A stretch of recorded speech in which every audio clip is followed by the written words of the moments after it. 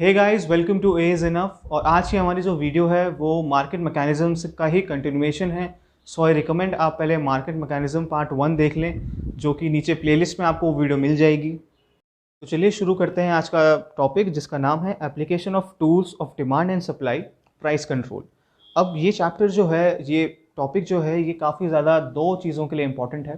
पहला तो obviously IST class 12th economics के एग्ज़ाम के लिए ऑलमोस्ट 90% से ज़्यादा प्रोबेबिलिटी है कि इस टॉपिक से कोई ना कोई क्वेश्चन आएगा ही आएगा। और दूसरी जो इसकी बड़ी सिग्निफिकेंस है वो ये है कि अगर आप यूपीएससी की तैयारी कर रहे हो या कोई भी सिविल सर्विसेज का एग्ज़ाम दे रहे हो जहाँ पे इकोनॉमिक्स इंपॉर्टेंट है, तो वहाँ पे ये चीज़ ज़रूर आएगी। काफ़ी इंपॉर्टेंट है और सिंपलेस्ट फॉर्म में इसको मैं एक्सप्लेन करने का ट्राई करूँगा। अब application of tools of demand and supply price control, ये हुआ क्या चीज़? इसमें हमने जैसे पिछले वीडियो में देखा था कि डिमांड और सप्लाई कैसे मार्केट में इंटरैक्ट करती हैं और हमें इक्विलिब्रियम मिलता है। अब हम ये देखेंगे कि कैसे इस इंफॉर्मेशन का यूज़ गवर्नमेंट कर सकती है अपने लोगों के लिए, उनके लिए पॉलिसीज़ बनाने के लिए। ओके, तो इसमें दो चीज़ें आती हैं। पहला है फ्लोर प्राइस और दूसरा है सीलिंग प्राइस। तो इसका पहला पार्ट मैक्सिमम प्राइस लेजिस्लेशन, जिसको हम प्राइस सीलिंग भी कहते हैं। ये क्या होता है? ये एक मैक्सिमम लीगल प्राइस हम गवर्नमेंट क्या होती है वो फिक्स कर देती है किसी भी गुड्स और सर्विसेज के लिए। इससे क्या होता है कि जो कंज्यूमर्स होते हैं उन्हें एसेंशियल जो चीज़ें होती हैं, जैसे वीट हो गया, राइस हो गया, मिल्क, ये सारी चीज़ें जो हैं वो एक सही प्राइस पे मिल जाती हैं। कोई उनको ओवर प्राइसिंग नहीं कर सकता कोई सप्लायर, चाहे आपकी डिमांड कितनी भी हो, सप्लाई कितनी भी हो। अब इसको हम समझेंगे कैसे? इसको हम समझेंगे एक ग्राफ के साथ। तो गाइस, ये रहा आपका ग्राफ। और सपोज करते हैं कि ये चावल की डिमांड और सप्लाई का ग्राफ है। चावल काफ़ी एसेंशियल है, फूड ग्रेन है हमारा, इसलिए इसमें क्या होगा कि गवर्नमेंट एक फिक्स प्राइस कर देगी। आपका जो ये पीएम है, ये एक प्राइस है और आप देख सकते हो इक्विलिब्रियम प्राइस से नीचे है ये प्राइस, जहाँ पर ये इसको फिक्स कर देगी कि कोई भी सप्लायर इस प्राइस से ज़्यादा चार्ज नहीं कर सकता है पर केजी आपका राइस के लिए। अब ऐसे में होगा क्या?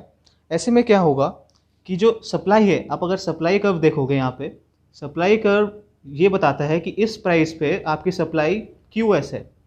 ओके, और डिमांड इस प्राइस पे क्या है? QD। अब ये साफ दिख रहा है कि QD काफ़ी ज़्यादा है। अब क्योंकि हमने जो प्राइस था वो इक्विलिब्रियम प्राइस से नीचे फिक्स कर दिया था, उस वजह से क्या हुआ कि डिमांड ज़्यादा हो गई और सप्लाई कम रह गई। अब क्या होगा? जो एलोकेशन ऑफ अवेलेबल सप्लाई, मतलब जो सप्लाई कम है हमारी, वो हम कैसे देंगे उन काफ़ी सारी डिमांड में जो डिमांड काफ़ी ज़्यादा है।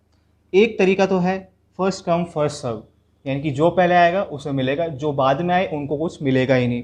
तो भाई ये तो हमारा मोटिव था नहीं, हमने राइस की प्राइस जो है वो नीचे क्यों करी? ताकि सबको मिल पाए, एसेंशियल है। दूसरा आ गया एलोकेशन बाय सेलर्स प्रेफरेंस। ये भी चीज़ गलत है। मतलब जो दुकानदार होगा वो अपने हिसाब से जिसको जितना देना है वो देगा, क्योंकि प्राइस तो उसका सेम ही रहने वाला है। ठीक है, वो अपने हिसाब से देगा। ऐसे में भी क्या होगा, काफ़ी लोगों को नहीं मिल पाएगी राइस, बिल्कुल भी नहीं मिल पाएगा। थर्ड सिस्टम क्या है जो गवर्नमेंट देती है हमें, वो है राशनिंग। आपने पढ़ा होगा राशन कार्ड के बारे में। उसमें क्या होता है कि फिक्स्ड अमाउंट कर दिया जाता है कि एक फैमिली को इतना केजी राइस मिलना ही मिलना चाहिए, उससे ज़्यादा किसी को नहीं मिलेगा।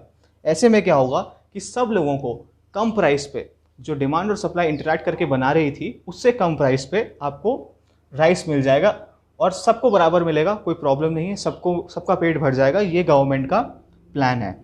प्राइस सीलिंग का एक बड़ा इफेक्ट क्या है? वो है ब्लैक मार्केट। ये हमेशा से रहा है, जब भी प्राइस सीलिंग हमने इशू करी है तब भी ब्लैक मार्केट इमर्ज कर ही जाता है। क्या होता है इसमें कि अब क्योंकि डिमांड ज़्यादा है, सप्लाई कम है, तो क्या होगा कि कुछ लोग, कुछ कस्टमर्स क्या बोलेंगे कि हम प्राइस सीलिंग जो फिक्स करा है प्राइस, उससे ज़्यादा देने को तैयार हैं, आप हमें दे दो। अब वैसे तो ये इलीगल है, लीगली फिक्स प्राइस जो था वो तो कम था। तो अब क्या होगा, ब्लैक मार्केट में इनकी ट्रेडिंग होगी। और ये चीज़ जो है, इस वजह से क्या होगा कि ये जो प्राइस सीलिंग की पॉलिसी गवर्नमेंट लेके आ रही है वो इफेक्ट इतना नहीं कर पाएगी।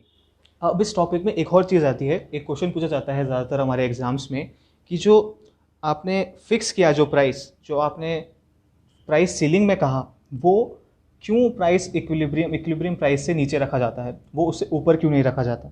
ठीक है, तो अब सपोज कर लेते हैं ये आपका इक्विलिब्रियम प्राइस था और हमने प्राइस सीलिंग में क्या करा कि हमने इस प्राइस को फिक्स कर दिया गवर्नमेंट ने। तो अब ऐसे में क्या हुआ, ये देखो इस प्राइस पे क्या है, अगर मैं डिमांड देखूं राइस की, तो डिमांड है यहाँ पर, ये ज़्यादा प्राइस है, डिमांड कम रहेगी, ऑब्वियस है। और अगर मैं क्वांटिटी पे बोलूँ तो वो कुछ इस यहाँ पर इस तरीके पे आएगी। तो ये आ गई आपकी इस प्राइस पे राइस की डिमांड। और सप्लाई अगर देखूँ तो सप्लाई देखो ये है, और अगर क्वांटिटी देखूँ तो ये यहाँ पर आएगी। ऐसे में क्या है, सप्लाई ज़्यादा है डिमांड कम है, तो वही होगा कि सप्लायर के पास स्टॉक ज़्यादा रह जाएगा, और अगर इसी प्राइस पे रहा वो तो क्या होगा कि उसका सामान वेस्ट हो जाएगा। तो ऐसे में वो प्राइस, नेचुरल है कि वो सप्लायर खुद प्राइस नीचे कर देगा इस बार, और नीचे करते करते पहुंच जाएगा वापस अपना पीई पे, इस ई पॉइंट पे, जहाँ पे उसको उतना ही डिमांड है उतनी ही सप्लाई है।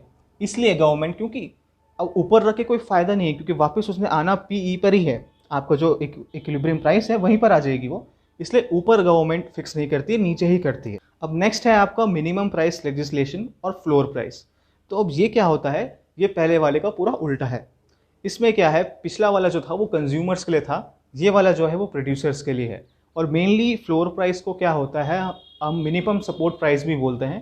फ्लोर प्राइस हम ज़्यादातर गवर्नमेंट रखती है किसानों के लिए। तो है गवर्नमेंट ये कहती है कि आपको जितना प्रोड्यूस करना है आप करो, एक फिक्स प्राइस हम रख देंगे जितने में आप उनको बेच सकते हो, उससे नीचे आपको बेचने की ज़रूरत नहीं पड़ेगी। तो इसे हम फ्लोर प्राइस कहते हैं। तो ये आ गया आपका ग्राफ। अब ये ग्राफ सेम पिछले वाली की तरह ही है, इसमें सिर्फ एक डिफरेंस है कि पिछली बार जो प्राइस हमने फिक्स किया था वो पीई से नीचे किया था, इस बार हम पीएम को पीई से ऊपर फिक्स करेंगे, क्योंकि हम लोग सप्लायर्स के लिए, फार्मर्स के लिए काम कर रहे हैं, इसलिए हम प्राइस बढ़ा रहे हैं। ठीक है, तो अब क्या होगा कि अगर पीएम हमने प्राइस रख दिया तो क्या हो जाएगा कि डिमांड ज़्यादा प्राइस पे क्या हो जाएगी, क्यूडी हो जाएगी, और सप्लाई जो फार्मर कर रहा है वो हो जाएगी क्यूएस। जो ये सारा क्यूडी से क्यूएस जो ये डिफरेंस आ रहा है आपका सप्लाई में, वो सारा जो है गवर्नमेंट खरीद लेगी इस प्राइस पे ही, पीएम पे ही गवर्नमेंट खरीद लेगी और बफर स्टॉक बना लेगी। एक फैक्ट मैं आपको बताता हूँ कि गवर्नमेंट के पास बफर स्टॉक एट प्रेजेंट जो है वो नेक्स्ट 5 साल, अगर कोई ड्रॉट पड़ गया, अगर 5 साल तक का ड्रॉट, कोई इमरजेंसी आ जाती है, नेचुरल कैलेमिटी आती है, तो 5 साल तक का स्टॉक गवर्नमेंट के पास अपना रखती है हमेशा।